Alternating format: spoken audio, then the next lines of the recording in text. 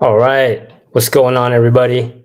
My name is Johnny Tran. This is the Creative Buzz podcast, a glimpse into the local arts hive mind. We cover San Diego arts and culture. And my name is Johnny Tran. I am co-owner of Thumbprint Gallery. And today on the podcast, we are going to be talking about a new art show from SD Van founder Patricia Fisher. We're also going to be talking about Just Stop Oil and art vandalism as protest. And we'll be giving a brief history on art vandalism as protest. And then we'll be mentioning Space for Art Open Studios coming up. The Creative Buzz podcast is sponsored by Thumbprint Gallery. Thumbprint Gallery was founded in 2009. We curate monthly and pop-up art exhibitions featuring emerging mid-career and established artists with a focus on contemporary pop culture, nostalgia, urban art, and pop surrealism. The gallery seeks to provide an eclectic and engaging atmosphere to view art by bringing people together in appreciation and support of local, national, and international artists. If you want to help us continue supporting the arts and continue supporting artists, please consider making a donation to our PayPal, info@thumbprintgallery.com. Venmo is at Thumbprint Gallery. Also, don't miss out on our upcoming show, Moments, new works by Elvin Armando. The opening reception is November 12th from 5 p.m. to 10 p.m. at Thumbprint Gallery in La Jolla.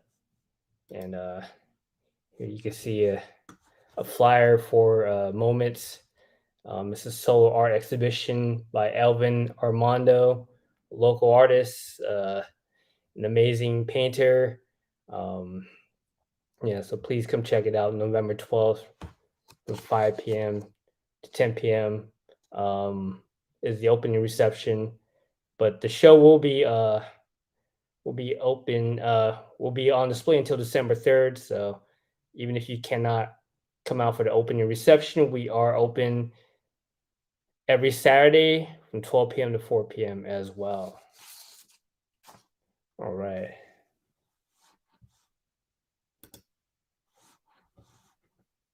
So on to our first order of business here. Give me 1 second here.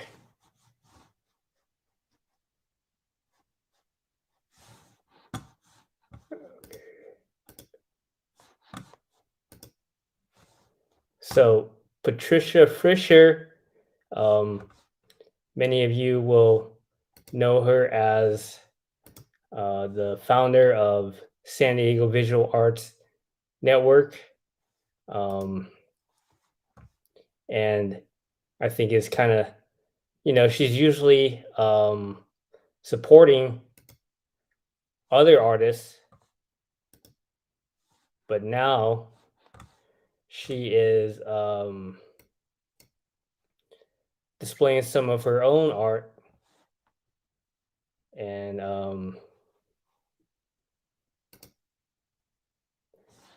her show coming up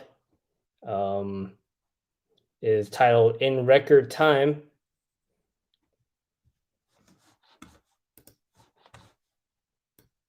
You can see a little, some samples of the art that will be shown. The art show presented by Friends of the Cardiff by the Sea Library at Cardiff by the Sea, located at 2081 Newcastle Avenue, Cardiff, California. And the show will start November 3rd and run until January 30th. And reception will be Wednesday, December 14th, 2 to 4:30 p.m. A raffle will be held for one of the vinyl record artworks. So please bring one used 78 vinyl record or one art book to enter. Books will be donated to the Pacific View Art Center Art Library. Bagged sweets and drinks will be served.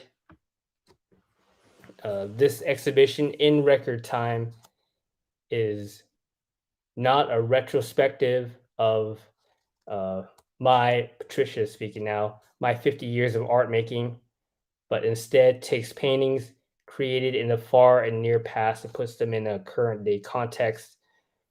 In preparing for this exhibition, I came across the term chronotope, a word new to me that describes how configurations of time and space are represented in language and discourse. I think that it can easily apply to the visual arts as well. So that is upcoming art show, Patricia Frischer, In Record Time, founder of San Diego Visual Arts Network. And yeah, I think it's kind of special that we get to see her art now, after most of us kind of being more familiar with her for her promotion of other artists. So should be a good time. Please check that out.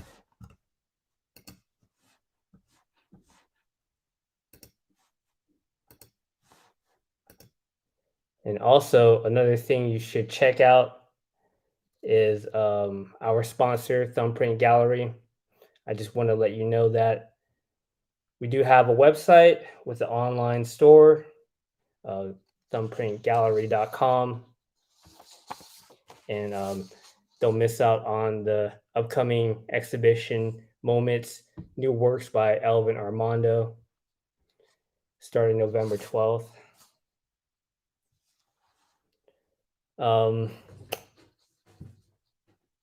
So the environmental activist group Just Stop Oil has recently made headlines due to their protest to bring attention to the climate crisis, and their method of protesting is to vandalize famous historical artworks in major museums, and that has definitely got attention, and it's actually caused a lot of controversy among people in the arts community.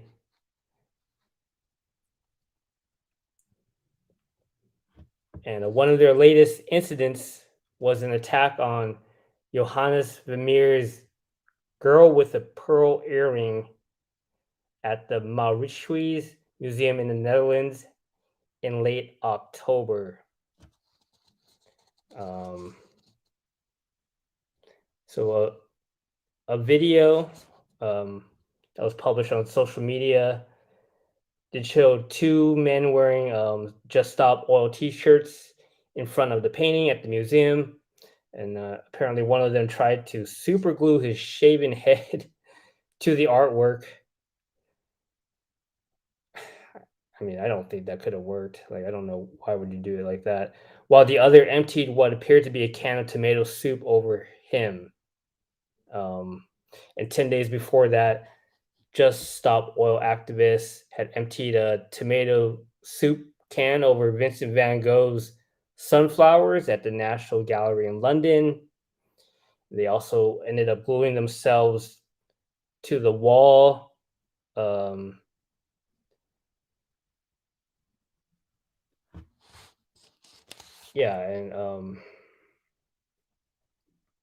here's a statement from one of the protesters. I think it was said during the actual protest. And he quotes, "How do you feel when you see something beautiful and priceless apparently being destroyed before our eyes? Do you feel outraged? Good. Where is that feeling when you see the planet being destroyed?"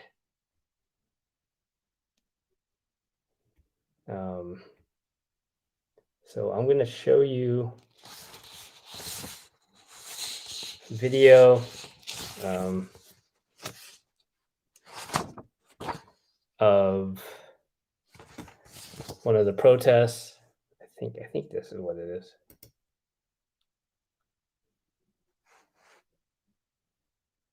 Yeah, actually, this is a protest that I think an affiliated group did to vandalize a Monet painting at a museum in Germany. So, 1 second, get that thing up here.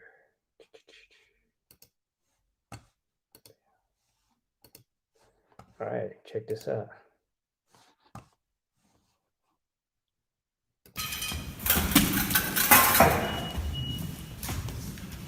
Hallo.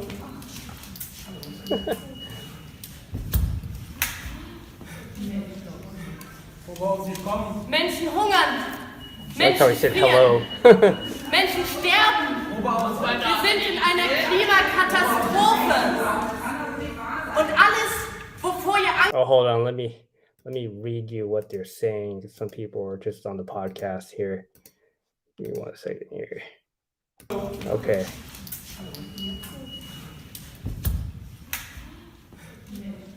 Okay, the protester in Germany is saying people are starving, people are freezing, people are dying.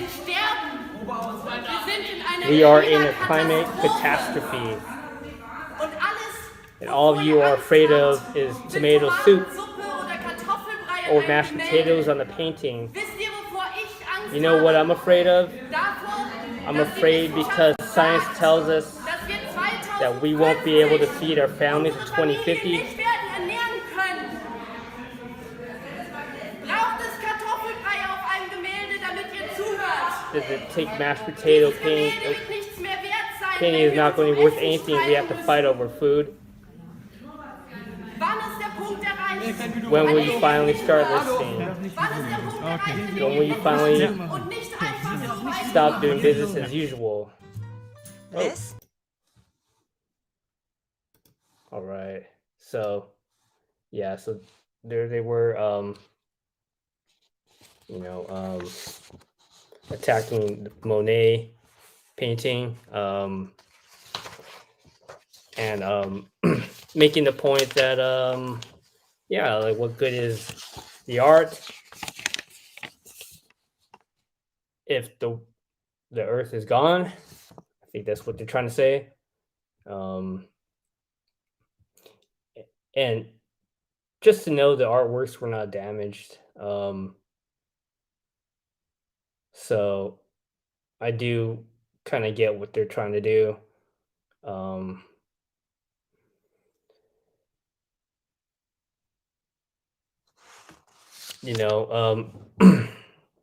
We all just, I mean, our art, ourselves, the world, we're just like,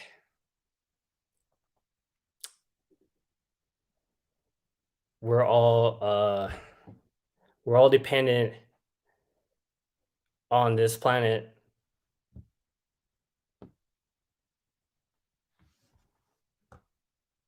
And what good does art do if the planet is destroyed? And I think the protesters have, to a certain degree, succeeded in their objective, which is just to cause conversation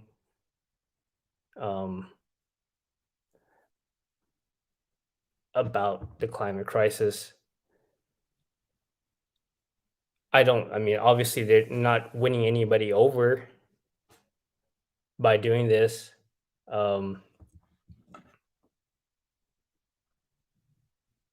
Yeah, but I think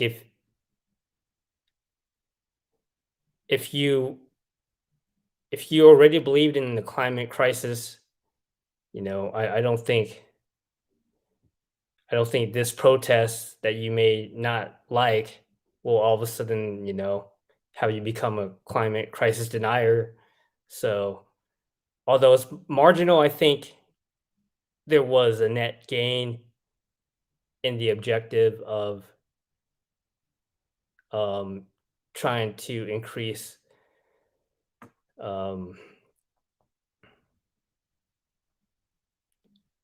awareness or attention to the climate crisis.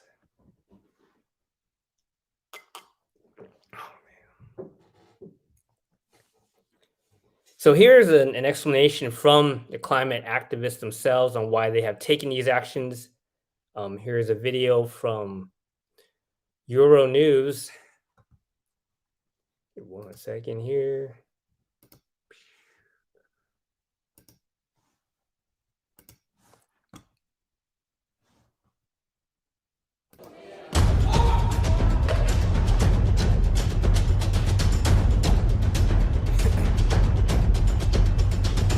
We are not going to be intimidated by changes to the law.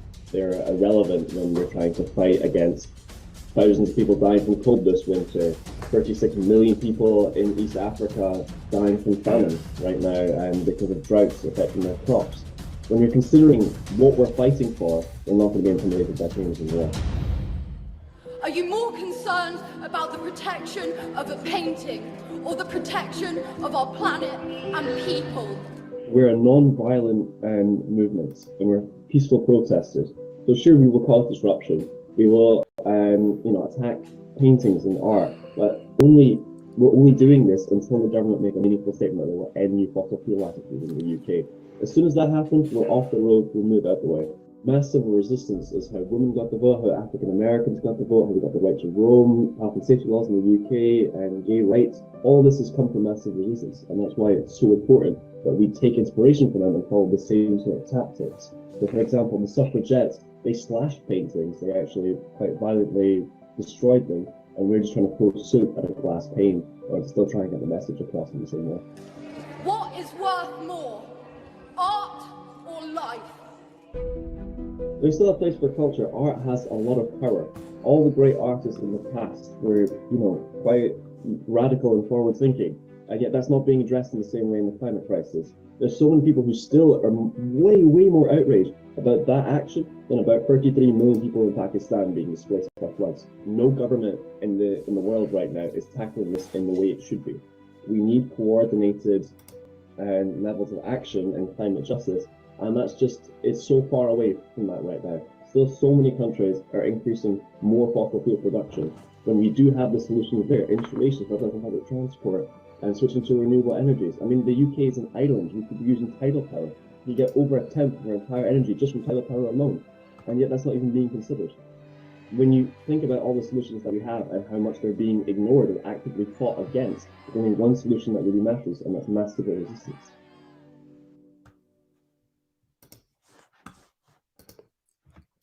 Okay, yeah. So like I said before, I do personally think that these protest actions have had a small effect in putting the climate crisis back into the headlines and getting the public to think just a little bit about what the fossil fuel industry and other human actions are doing to destroy the planet. I do think the pushback the artists have received is a bit overblown, considering that the artwork was actually not damaged. Um, on the other hand, there are there have been many art vandalism protests, which did result in artwork that was targeted to be damaged. Um,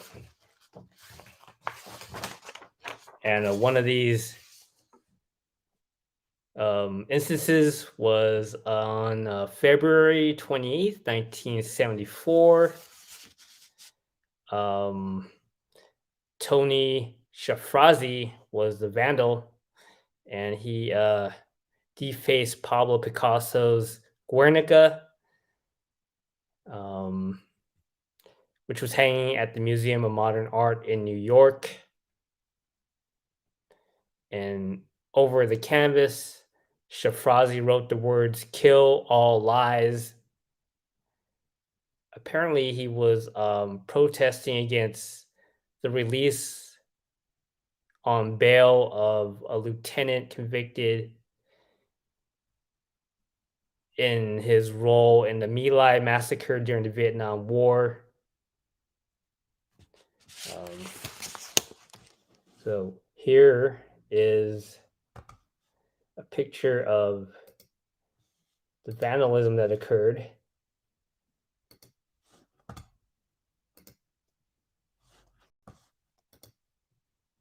Yeah, so this is what he did to Guernica.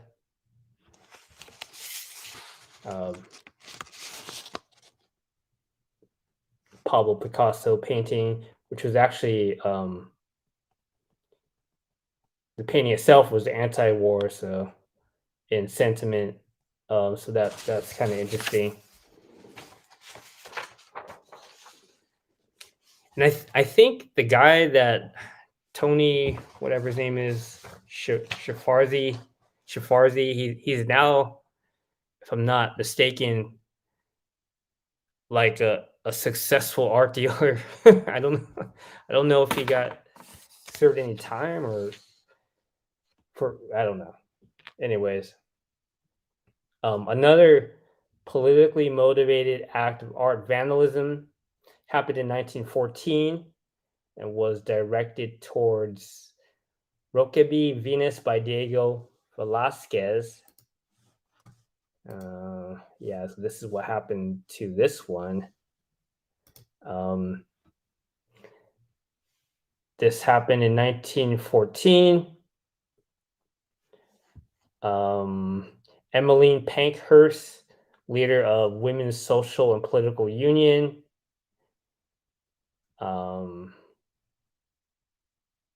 Let's see.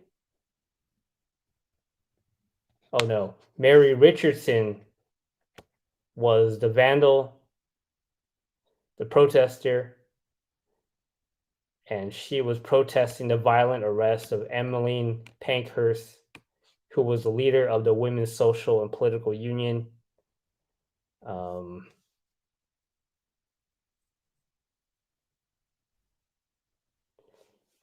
And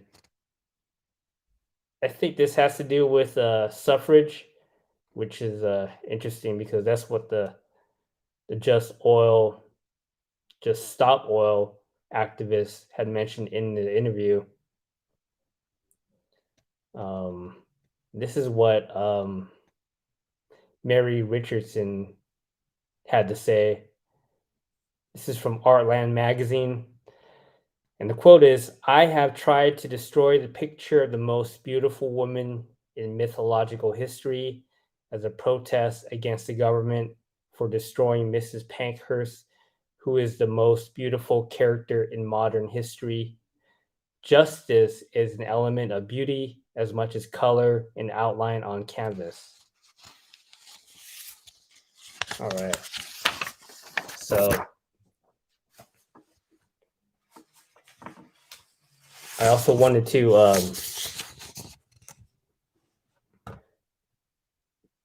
bring to attention that art vandalism as protest has also occurred locally here in San Diego. And I found this story from 1990 where art that was critical of police had been vandalized. And this is from the LA Times. At least 2 of the 25 bus bench artworks aimed at protesting the deadly force policy of the San Diego Police Department turned up defaced Wednesday in ways that one of the 4 artists who designed the ads characterized as pro-police. The bus bench at 15th Street and Broadway in the shadow of San Diego Police Headquarters now carries within the ads the names of 2 officers killed in the line of duty, as well as replicas of 2 badges. The bench at 14th Street and Broadway in the same block as police headquarters now bears graffiti in large white letters that reads "Cops are okay." That's cops with a K for some reason. After the words, quote unquote, "America's finest" in question mark, someone has spray painted 2 large exclamation points. And I couldn't find a picture of the original ad or the defaced ad, unfortunately. But basically, just to kind of recap, the ad created by an artist was on a bench, I think, bus bench, and the art was critical of police brutality, and this and the vandal is protesting the artist's protest of police brutality. And the artist, quote unquote, says she's trying to provoke a fiercer public dialogue in the absence of what they consider an adequate police review board, namely one with subpoena powers. So, specifically, it seems like the artist was advocating for a police review board that had the power of subpoena to curb police brutality. Interestingly, the city of San Diego now is finally creating a police oversight committee with subpoena power, thanks to a voter approved measure passed in 2020. And staying on the local theme of art vandalism as protests, there was a more recent incident in late November 2020. 3 art pieces as a part of an outdoor art exhibition presented by Mesa College were vandalized. According to Mesa College Press, the 3 pieces in question express contempt for policing practices and immigration law enforcement, said the artists in statements to KPBS. And here is some photos of the art that was vandalized.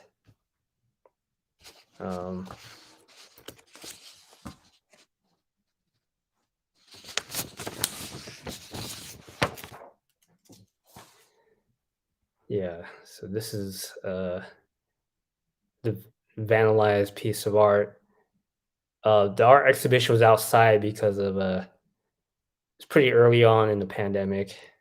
So this is the original art piece that was before it was vandalized, and I guess the vandal cut out that circle over there with and to remove the text that says, "What are we gonna do about the man in blue?"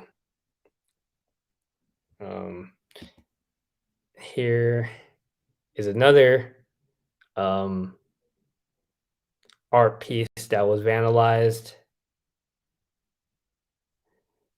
and this is like a textual piece, and it reads, "We shall be riding dragons in the future, melt ice." And this is a statement on um, the immigration policies of the U.S. And I guess the protesters had a problem with the artist criticizing the inhumane immigration policies.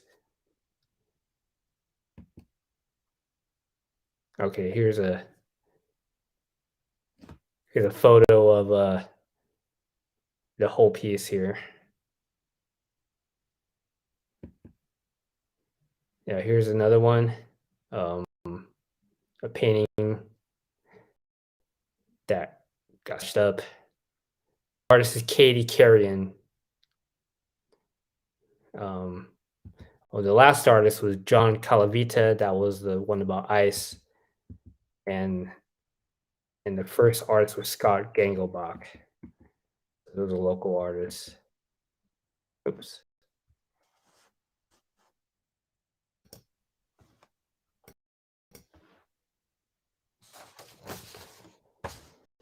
Of course, there have also been incidences of art vandalism that had nothing to do with protesting anything at all.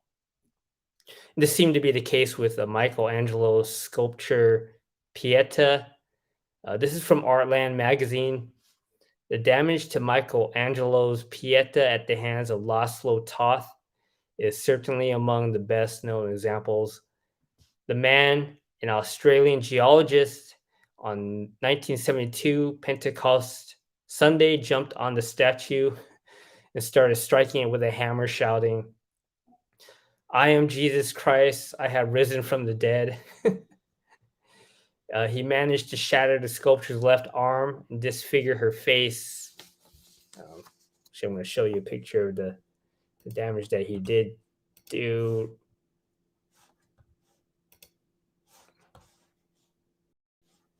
Hold up. Sorry. It's a picture of him, I think, arrested. Yeah, so he managed to shatter the sculpture's left arm and disfigure her face. The year before, he had also insistently demanded to meet the Pope, claiming to be recognized as the Messiah. Given his evident insanity, Toth was never charged with the crime, but was committed to an Italian psychiatric hospital for 2 years before deportation back to Australia. So I guess he was Australian. Not sending their best. Just joking, guys. So here he is getting dragged away from the statue after causing damage. And here is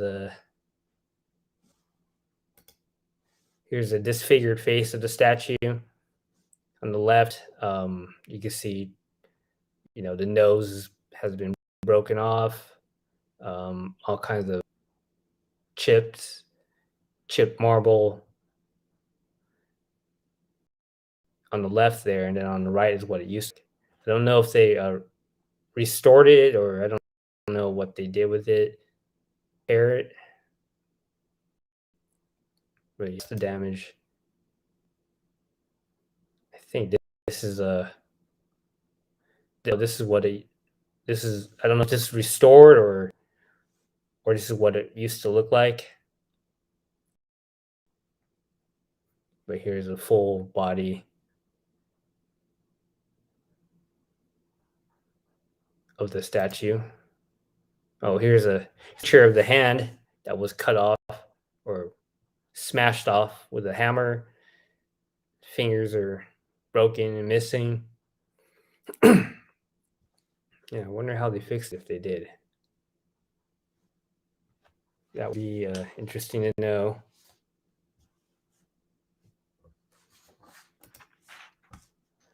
All right. Well, that was a brief history of art vandalism as protest. Now we're going to move on to art that is happening today. And we want to let you know about Space for Art Open Studios, December 9th, 7 to 9:30 p.m. Space for Art is located in downtown. They have a lot of working artist studios there, and a lot of cool creative events with usually some very interesting and experimental music. So on December 9th, they'll be having performances from resident artist Sean Francis Conway, who will lead us in a participatory marching band using DIY instruments. Sean has facilitated this experience for students in the STEAM program, and now they're going to bring the project out of the classroom so we can experience it as well. There will be more performances by Chris Warren and others. So yeah, come check that out. There's food, drink, Space for Art, Open Studios, 7 to 9:30 p.m. downtown. Cool. So yeah, Space for Art is it's a great venue to help support local artists, local arts, and creativity. And another great venue that does also help support local arts is the sponsor of the Creative Buzz podcast. That is Thumbprint Gallery, which was founded in 2009. Thumbprint Gallery curates monthly and pop-up art exhibitions featuring emerging mid-career and established artists with a focus on contemporary pop culture, nostalgia, urban art, and pop surrealism. The gallery seeks to provide an eclectic and engaging atmosphere to view art by bringing people together in appreciation and support of local, national, and international artists. Don't miss out on our upcoming show, Moments, new works by Elvin Armando. The opening reception is November 12th from 5 p.m. to 10 p.m. at Thumbprint Gallery in La Jolla. And thanks everybody for tuning in to the Creative Buzz podcast. And we'll catch you next time.